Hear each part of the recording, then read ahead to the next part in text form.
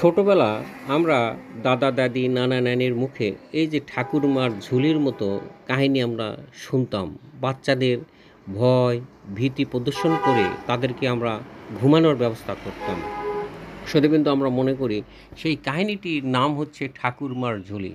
এই রাক্ষস রাজকন্যাকে তুলে নিয়ে গেছে, সেই রাক্ষসকে মেরে ডালিম কুমার তার রাজকন্যাকে উদ্ধার করে নিয়ে আসে এবং সেই উদ্ধারের মধ্যে একটি অলৌকিক কাহিনী হলো যে রাক্ষসদের জীবন নাকি কোনো পশু পাখির মধ্যে থাকে। সেই পশু পাখি যেমন ভ্রমরের মধ্যে থাকে, পাখির মধ্যে থাকে, বিড়ালের মধ্যে থাকে, অথবা আমরা দেখি যে কোনো বাঘ ভাল্লুকের মধ্যে থাকে, অথবা কোনো হুতুম পেঁচা যে জাদুকরি পাখি এগুলোর মধ্যেও আমরা দেখি থাকে। তাদেরকে সংরক্ষণ করে খাঁচায় বন্ধ করে রাখা হয়, তাদের কাছে যেতে লোকজনেরা ভয় পায়।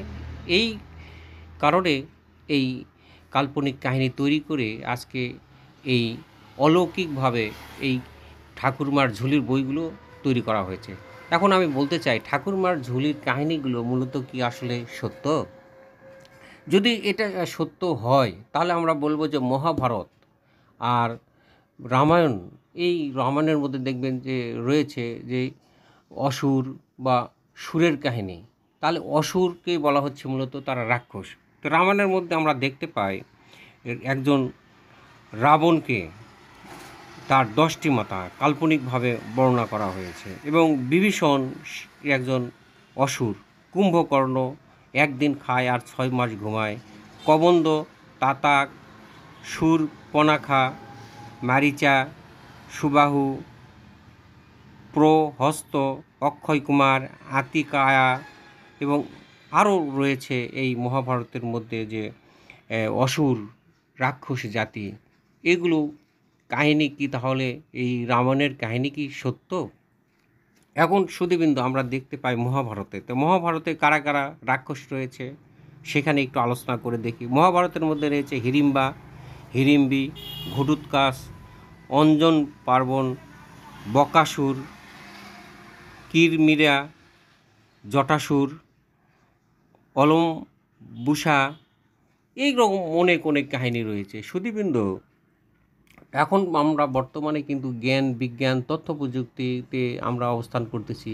আমরা টেলিভিশনে আমরা দেখতেছি, যে ডিসকভারিতে দেখতেছি, বা আমরা জিওগ্রাফিতে দেখতেছি, সমুদ্রের নিচে দেখতেছি, বিভিন্ন বন জঙ্গলে দেখতেছি। এই ধরনের রাক্ষস দানব দৈত্য কিন্তু আমরা কোথাও আমরা নজির আমরা দেখতে পাচ্ছি না।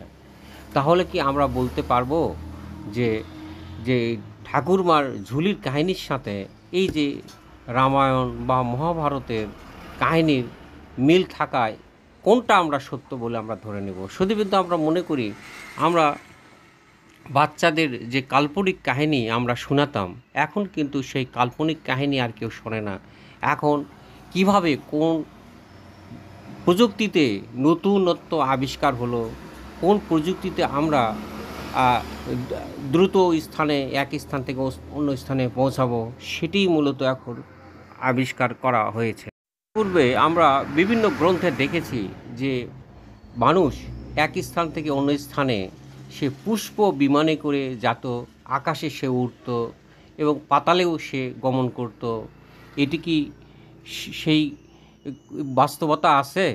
আমি মনে করি এর কোনো বাস্তবতা নেই। আমি মনে করি যে রাক্ষসদের দেখেন মাথার শিং থাকে, শিংওয়ালা মানুষ এরকম কি আছে? নাই।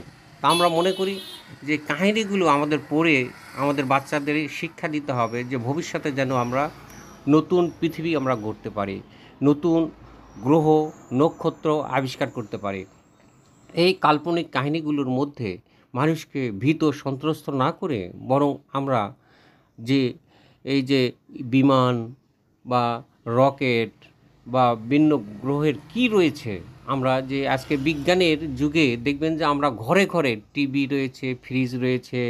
আমরা বর্তমানে বিজ্ঞানের যে যুগে প্রবেশ করে বাস চালাচ্ছি, মাইক্রোবাস চালাচ্ছি, কার চালাচ্ছি এবং তথ্য প্রযুক্তির মাধ্যমে আমরা মোবাইল চালাচ্ছি। এখন পৃথিবীটা হাতের মুঠোয় মোবাইলের মাধ্যমে আমরা দেখতে পারি। এটি নিঃসন্দেহে বিজ্ঞানের